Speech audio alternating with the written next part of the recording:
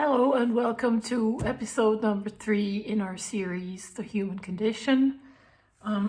Today we're going to explore what it feels like to be a multi-dimensional human being versus to be a being that is very much identified with ego consciousness. If you haven't seen the first 2 episodes, I would advise you to go back and watch those first, because there we sort of, lay the foundation for whatever we're going to be talking about next. And as I said, I will always link to other videos from renowned sources in the description box of the videos, just to sort of back everything up. With real actual science, because I might sometimes get concepts wrong because I'm not a scientist myself, but I'm trying really hard to wrap my head around all of these different concepts. So forgive me if I make mistakes, but I just try to make sense of it all. And I'm hoping to interest you, as I make these videos, I'm hoping to interest you in all these topics such as quantum physics, neuroscience and all that kind of stuff. So anyway, so in the last 2 episodes we talked about how quantum physics really established that matter is not only matter but is also energy at the same time. To put it really bluntly, I mean, that's sort of like the basic finding we can draw from quantum physics, is that when we break down matter to the smallest sort of particles that there are, which today are found to be strings, not even quarks, but strings. So the whole universe seems to be vibrating with this basic sort of material, if you will, and what we think today is that that material is also conscious. So that kind of turns everything on its head. I mean, just, it turns our world on its head insofar as we always thought that, things are quite solid and that there actually is a reality that is really solid and it cannot be changed, or it can just be changed slightly.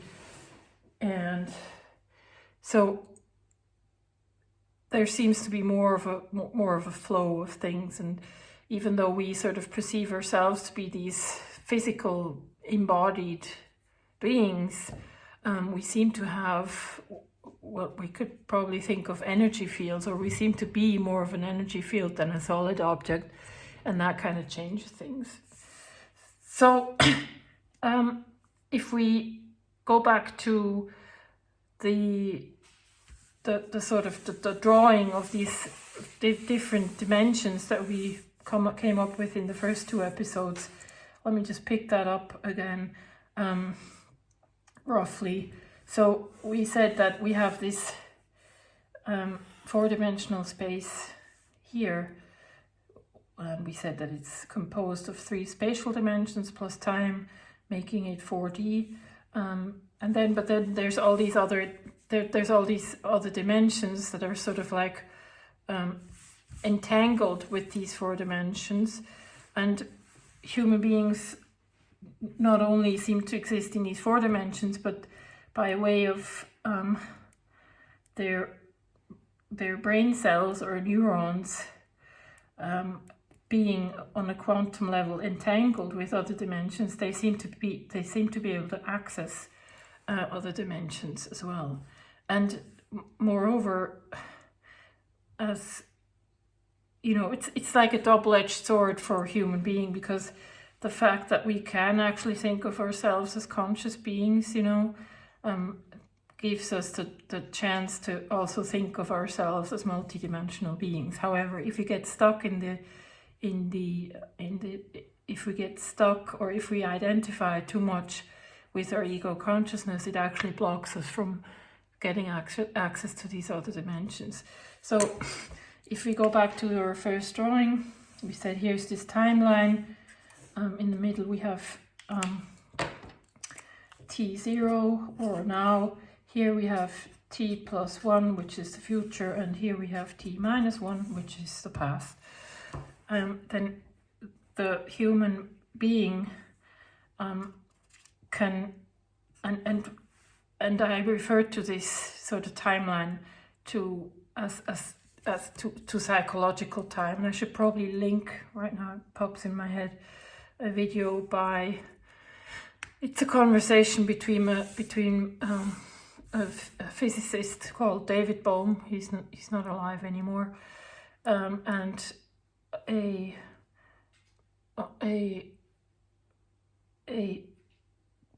Indian guy called Krishnamurti, who was, I guess, a philosopher. So they had a conversation about psychological time. I should probably link that, so let me jot that down real quick so I don't forget. Anyway, so the human brain has, as it perceives, we said that it also perceives itself. It's like to think of an I is to have, so basically is the I, or the notion of I, or ego consciousness, is sort of like a byproduct of perception. So as we perceive, as we make perceptions, we also tend to think of an I, and by doing that we're prone to identify with things that either happened in the past or with things that we can anticipate for the future. And to sort of locate ourselves in this space. So when you are very much identified with the past, then you're probably somewhere here, you know. You identify with past content that you stored as memories. Or if you identify with what you could be, or what this I could become in the future, then you're probably somewhere around here. And if you're completely identified with ego consciousness, you sort of are very much in line with that psychological timeline. Hey Linus, he wants to say hi too. So that means you're sort of trapped in psychological time. And when you are identified with the notion of I, so much so that you're completely identified with it, no matter where on the timeline you are sort of trapped in psychological time, and these other dimensions are not accessible to you. However, if you manage to be at T0, meaning if you manage to not have thoughts either concerned with the past or with the future, nor with yourself, that's very important, you seem to be able to pierce through the four-dimensional space into, and I'm going to draw this differently this time around, so let me just draw a human being right here. So if you're at T0, you are able to access, or it seems that you're able to access all these other dimensions. And I'm just going to draw it. I have to draw it somehow. So I will just say, here's 5D, then there's 6D, then there's 7D, 8D, and 9D. And we don't know, I mean, we don't know what these dimensions are made of, whether we should think of them as spatial, as much as we think of our four dimensions as spatial plus time. Whether there is some sort of time in these other dimensions, we really don't know at this point. Or, I mean, I don't. And another really interesting question I had for myself the other day was like, I asked myself, well, if we're able to have a feeling of I or self in these four dimensions, then do we sort of carry that over to the other dimensions as well? Do we think of ourselves as a self in these other dimensions, or do we sort of lose it at this, or is this even a requirement, you know, to be completely not identified with the I in order to pierce through that? I tend to believe in the second one. I tend to believe that people who are unable to get over this notion of I, or not able to access these other dimensions. And that in itself seems to me to be sort of like a safety switch, or like a natural law built into this whole, creative universe or multiverse that we seem to live in. So I firmly believe that in order to access all these other dimensions, you really have to let go of this notion of I, and mostly you have to let go of the notion of self-importance and being sort of tied or stuck to this physical body. Now let's see what happens, or let's just try to explore what happens when someone who's able to access these other dimensions meets someone who's completely trapped in their notion of self or I. So if I was to draw that same person who's able to access these other dimensions differently, I'd probably draw them something like, excuse me. So there just seems to be, like, on an energetic level, I mean, we all know about the different chakras and all that kind of stuff. So apparently there's a chakra system, so it's energy centers in our bodies, if you will. There's 7 of them that are somehow distributed like this, so from the crown chakra down to the sacral. And what seems to happen is that there seems to be an energy flow going through the body, and it seems to work something like this. It's like it goes into the crown and it goes out through the sacral and back up. So it's sort of like, it kind of, I guess, feels like that. There's that when you're in T0, when you're here at this point, and when you're sort of connecting to all these other dimensions, then the energy just sort of flows, and you're in this flow state, right? We call that flow. So you're not identified with some kind of persona that you built for yourself, or you actually also don't care what other people think of you, because it just seems so pointless. Now, if so, basically, you see how your energy extends outside of your body, and you do have, I think, you do radiate whatever your state of being is. You sort of radiate that out, and the more connected you are, the more you sort of radiate. And so if you meet someone who's completely stuck in ego consciousness, so let's draw that. So they have all these thoughts about who they are and what they should be achieving in the future, and who they were in the past, and all just like they're completely identified with that self-image, so they're not at all connected to energy. They're not at all, even though it would be available to them, they just don't. They can't seem to access it because they're trapped in this 4-dimensional space of experience, right? So to that kind of person, whatever this person's talking about seems to be completely crazy, which is why I think, well, not a lot of people are interested in quantum physics or neuroscience or whatever else there is.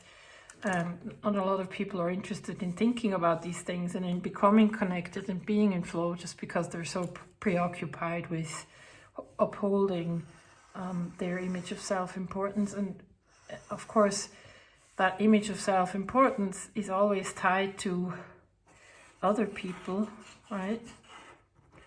Sort of giving that image energy, So if you think of this being a couple, you know, if that's the male, well, I mean, I know there's more than pure male and female, but for simplicity's sake, let's just say this is the male and that's the female. So the guy really has this, you know, self-important image of himself, and he thinks he's all that, and as long as the female or his partner sort of feeds into that illusion, you know, they're all good. But the moment one of them starts to self-actualize, and with self-actualization we actually mean this process of letting go of ego illusion and starting, you know, mostly that's coined the spiritual journey, you know, starting to go on this journey where they want to explore their multidimensionality. So that ego illusion tends to sort of break down. And not only does that produce a lot of stress in the beginning for that individual who held the ego illusion in the first place, when that happens, we talk about ego death. This is usually a very scary experience, and it happens, I think, it probably can happen to everyone, you know. It just happens, you know, when you're in that kind of state. Anything you deemed important before that, like the fact that you drove this really nice car maybe, or that you had this really nice house, or a lot of friends who sort of cheered you on and thought you were all that important and all that kind of stuff, or you had this really important job, whatever you identified with, whatever things, you know, you identified with to sort of uphold that illusion, now become very, very unimportant, because all this is just much more exciting than that could ever be. Now, if you were in a relationship before, well, then the person you were with doesn't understand why that all of a sudden, which basically was your life before, isn't important to you anymore, and they lose security because their sense of security was built on your upholding that illusion, you know. So a lot of times when that kind of person comes into contact, and honestly, that kind of person just seems to be this very independent, free, and just creative being, by the fact that they don't seem to be bound, you know, to any kind of fixed idea of themselves, and they don't engage in that sort of person culture, you know, person cult, you know, where you look for appreciation in other people, or you look for just confirmation in other people, but you're fine on your own, you know, and it's not like you're excluding anyone, it's just that you're fine on your own, and you're really enjoying that sort of energy flow, and you find it really interesting to explore all these other dimensions. So of course whenever such a person, you know, sort of meets people that are completely trapped in their ego, they sort of serve as a mirror. And so it's almost like if that person looks at the other one, they sort of look in that mirror and they see who they've become versus who they could actually be. And that's what will get them to thinking. Now, of course, that is not the intention of the person who's in the flow, because they just want to explore all that. They basically, I think somebody who's in flow, or somebody whose energy centers are completely open, probably spend most of their time in this fifth dimensional space, I would say. Just because 4D is okay, but it's not that exciting anymore. You just wanna, it seems like when you're in flow, your natural movement becomes to wanting to go up, wanting to become even more conscious, wanting to explore even more, what's out there, wanting to learn and all that kind of stuff. So all that kind of, interpersonal, I don't mean to be judgmental, but bullshit just doesn't interest you anymore. What you want to do is you want to meet people that are also in flow. You want to meet people who are also accessing these other dimensions, who also are in flow, and you want to create with them, because whenever two people like this meet, something like a third element happens, I think. It's almost like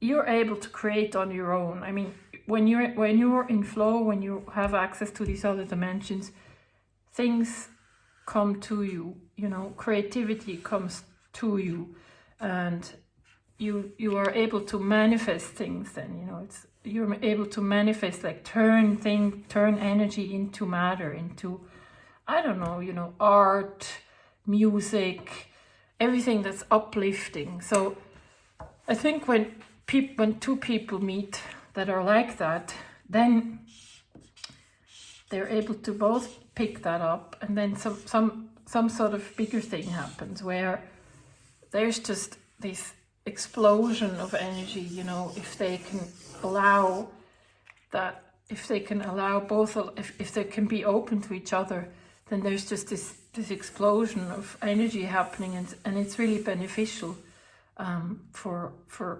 everyone in this 4D space, because it just heightens the energy so much that a lot more ego deaths are probably going to be happening, right?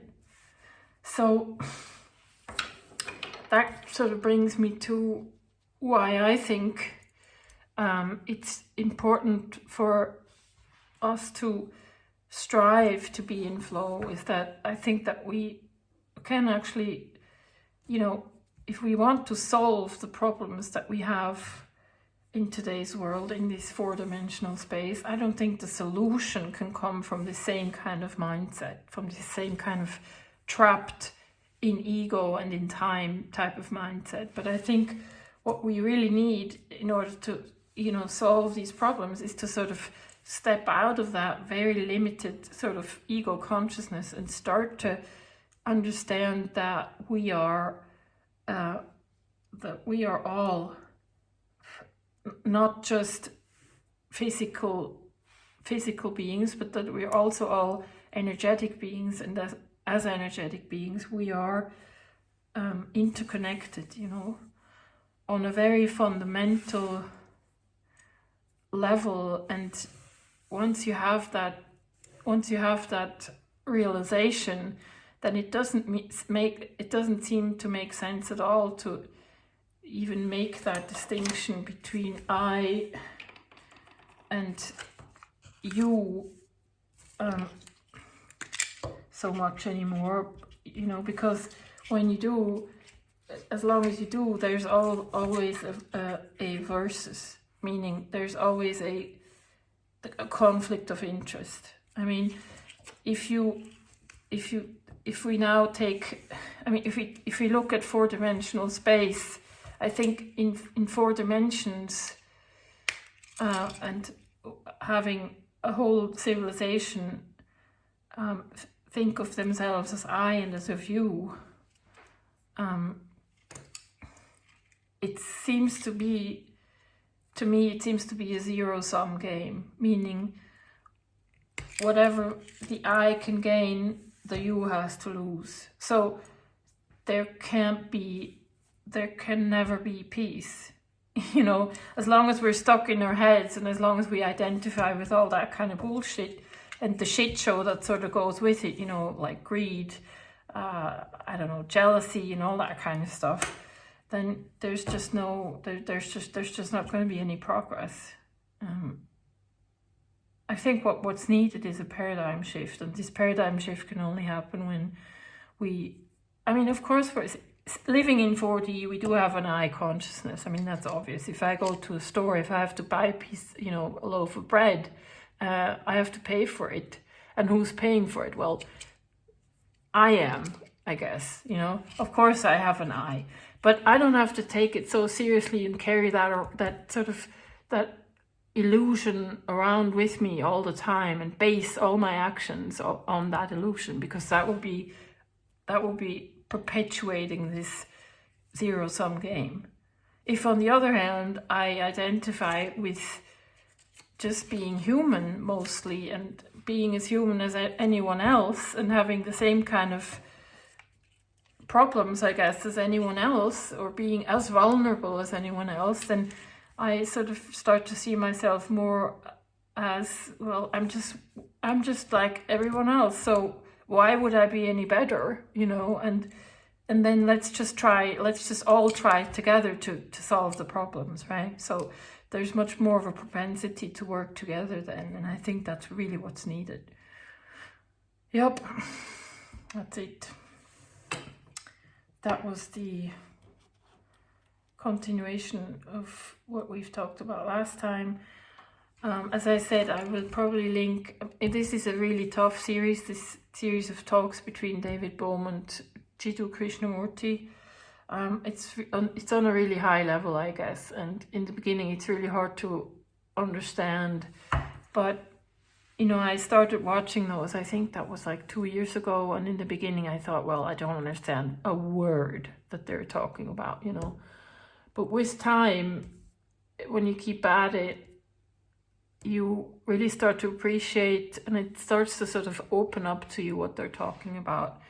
And I have to say, I really appreciate the whole, I mean, it's a series of, I think, 12 videos, and it's just a great gift that this is actually still accessible to us through YouTube.